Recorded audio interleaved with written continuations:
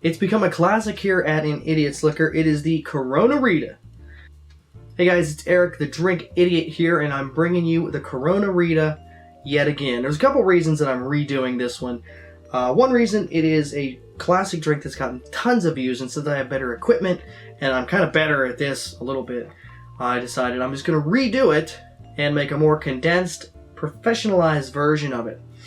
Also, because I kind of screwed the first one up, used a homemade sour mix. I'm actually going to show you how to do it from totally scratch using fresh ingredients, and that is why this is titled the best Coronarita recipe.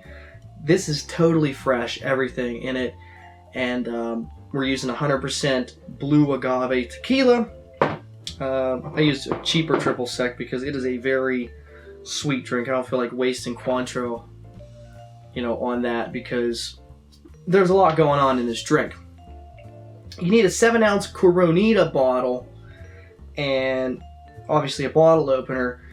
You have to buy these by 24s around here, so be prepared to drink a lot of Coronaritas. Okay, so to start this drink, you want to start off with your spirit, which is tequila. And I'm using 2 ounces in this.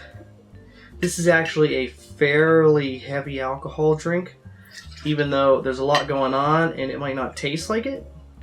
There's a decent amount of alcohol going on here, so be careful with it.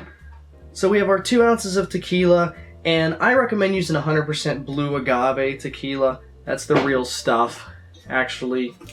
That just means it is 100% made from the blue agave plant, and that is what you want. The next step is a 1/2 ounce of triple sec. Like I said, I'm not using Cointreau just because there's a lot going on here, so I'm just going to use a regular triple sec. Now what I have in these containers here, I've already squeezed my juices. This is 1 ounce of lemon juice I'm going to put in there.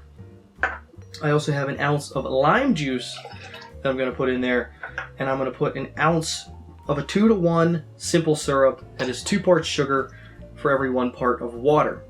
Now the reason I'm doing that is that takes the place of a cheap margarita mix that you would see in a lot of other recipes.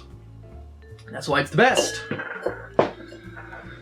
So once we have this, we're going to throw some ice in this and give it a nice shake.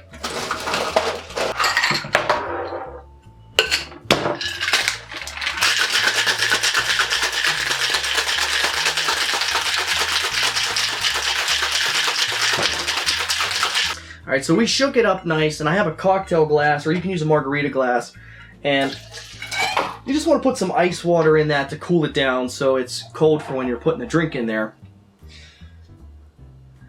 And I don't salt it just because I drink it through a straw, so I don't see the need to salt it, but if you want to salt the rim, feel free. I never have. So we'll strain that off. Very nice. And what we're going to do is where did I put it?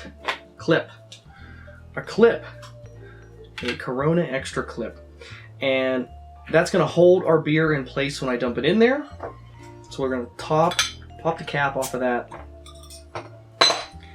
And it's just going to go real quick motion in, and it should form kind of a seal, preventing it from overflowing.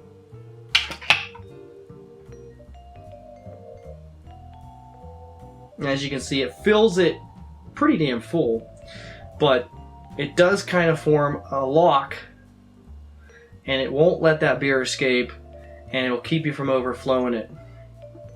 So I just like to garnish that with a little lime wedge, very tiny lime wedge, and a nice straw, and we're ready to drink our Coronarita. Let's see if it's as good as I remember it being.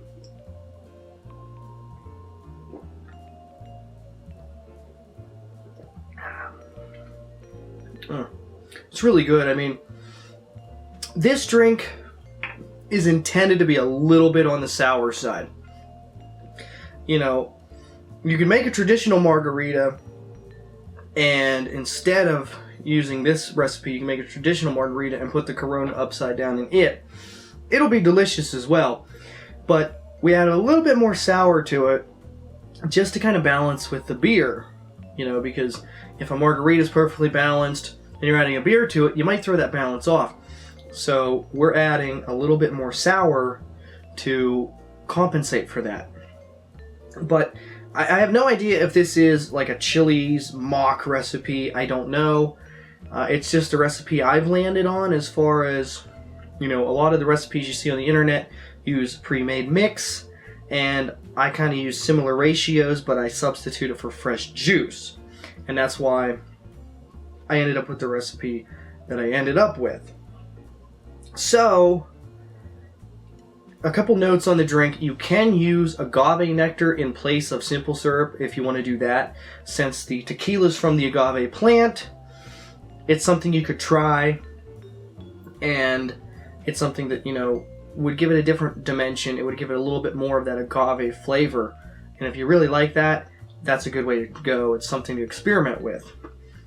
If you want the drink frozen instead of in this form, you can use 1 cup of ice, and instead of shaking it with that cup of ice, just throw it in a blender. If you need a little more, if you need it to be a little thicker, add more ice. If you need it to be a little thinner, add a little bit of lime juice to it until you get the consistency you're looking for. And on a final note, these yellow clips, a lot of people ask me where I get them. I just bought mine on Amazon. I'll link to it in the description below if you want to buy one. I do get a small percentage of that. It only adds up to a few cents, so buy them or don't buy them. I'm just going to show you the ones that I have in this video. So that's it. This is the Coronarita, the remake of it, and this is a great version if you just want to make 1 or 2. You don't want to make a whole big batch of homemade sour mix up in advance. If you do want to make a big batch of homemade sour mix, I'll link the video up in the description below. That recipe, very, very simple. Try it out. But that is all I have for today. I want to thank you for watching this one. If you want to see even more awesome drinks, I have other Coronaritas as well. I have a Coronarita playlist you can check out over beside me on the screen. Click on my logo to subscribe, and thanks for watching this, guys. Remember, it is okay to drink like an idiot.